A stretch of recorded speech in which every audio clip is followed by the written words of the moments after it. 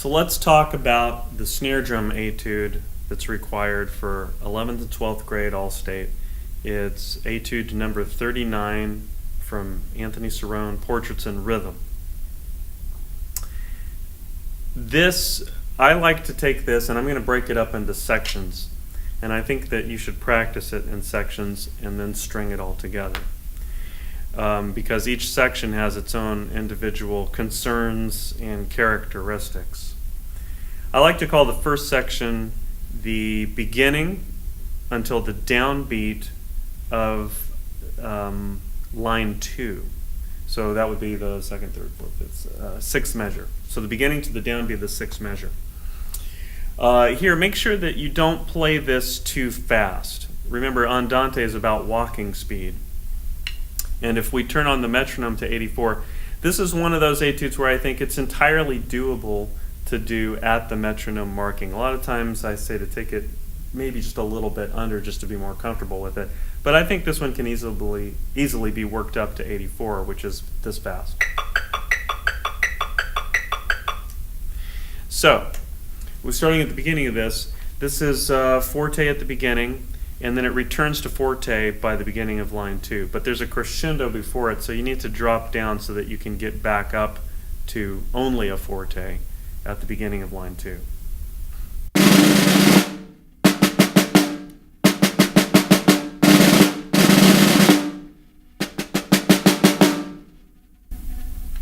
The next section is from the beginning of line 2 until the 2-4 measure at the end of line 2. Here you're going to notice in the 3-4 measure there is a slash through the 16th note, the second 16th note of beat 2. This is not going to be like a marching band diddle. We're going to play it concert style. My suggestion is to always play this with one hand as a buzz. Right? So this section is going to sound like this.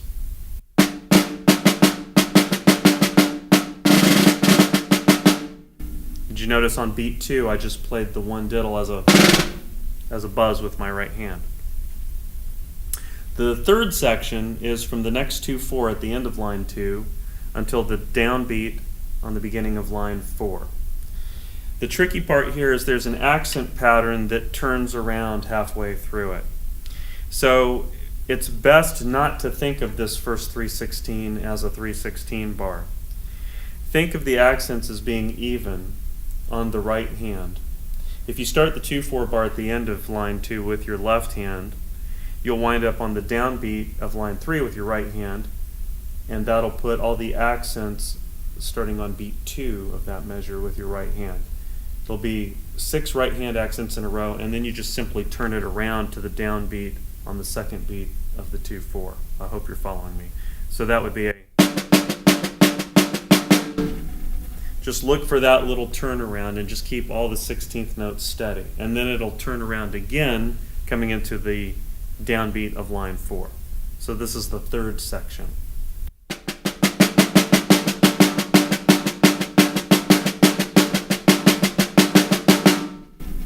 Practice that several times until that feels good to you.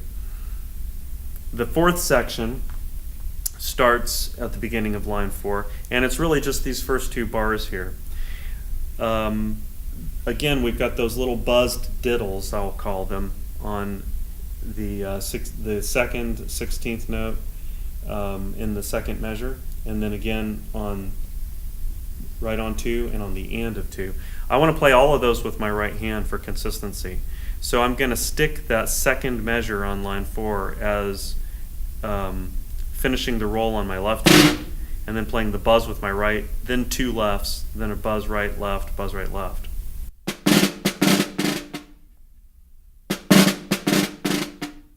It's easier that way. So the whole 2 bars is... Now 84 is really slow enough that you can play the 16th notes all with one hand. And I think that's the way you should go through these quiet sections. So 55, I'm going to play everything that's 16th notes all with my right hand, only filling in with my left hand when 30 seconds come about. So the fifth section excuse me, is this third bar of line 4, to the middle of line 5.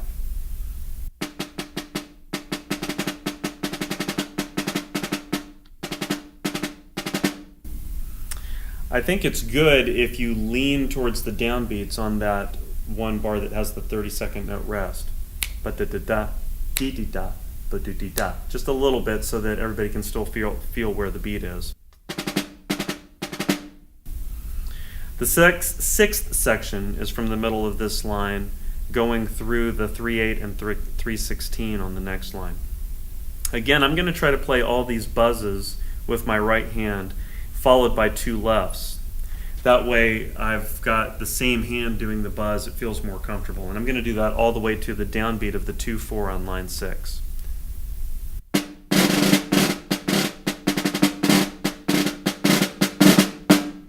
Play that again.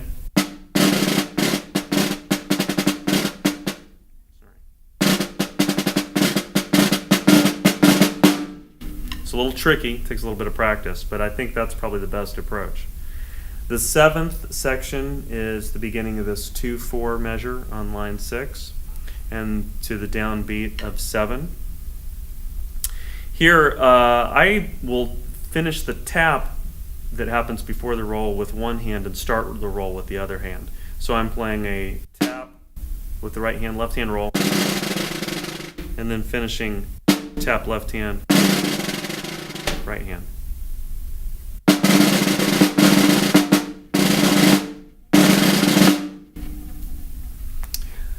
The 8th section is the beginning of the 2nd line. You'll notice there's a staccato marking over the 2 rolls, the one on the E of 1 and the downbeat of 2.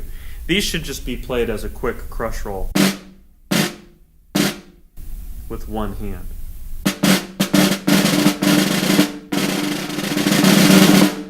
So if we sang it, we'd sing ba-bzz, ba-bzz, da-bzz, da-bzz, da-bzz, da.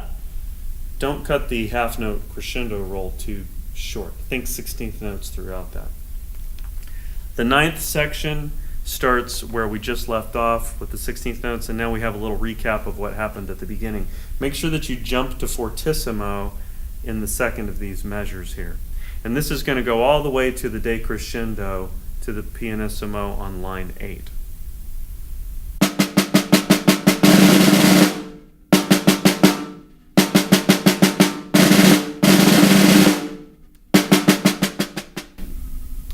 Again, now when I get down to this soft portion here, this begins the 10th section. This is the last measure of line 8, and this is going to go all the way to the end of the first measure on line 10.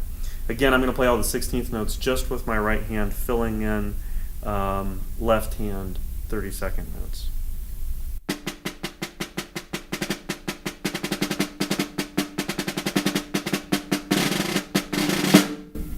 Make sure you come out of that into the note that I just finished into a loud note, because all of a sudden it is suddenly loud. This begins the 11th section, which is the second measure of line 10 all the way to the end of line 10. And here again, I'm going to make sure that whenever I have these single 16th with a slash through it, I'm going to play that as a buzz. The one that comes on the of 1 in the third measure of line 10, I'm going to play that one with my left hand. The 2 at the end of the line, I'm going to play with my right hand.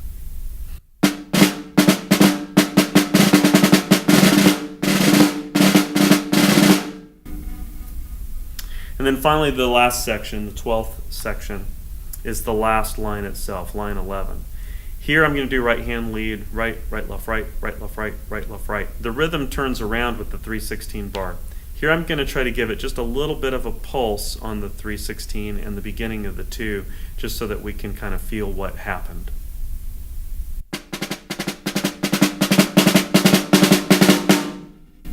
You see what I'm doing there? I'm really trying to make sure that we can feel by the time we get to the 2/4 bar that the pattern has turned around and it's not dun digga dun digga dun, but now digga dun digga dun digga dun digga dun dun. So I'm putting just the slightest bit of emphasis on those downbeats.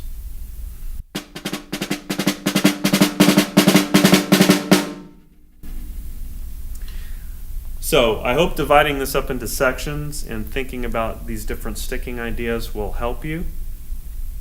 I think that once you do this in sections and then string it back together, it's going to turn out the way you want it.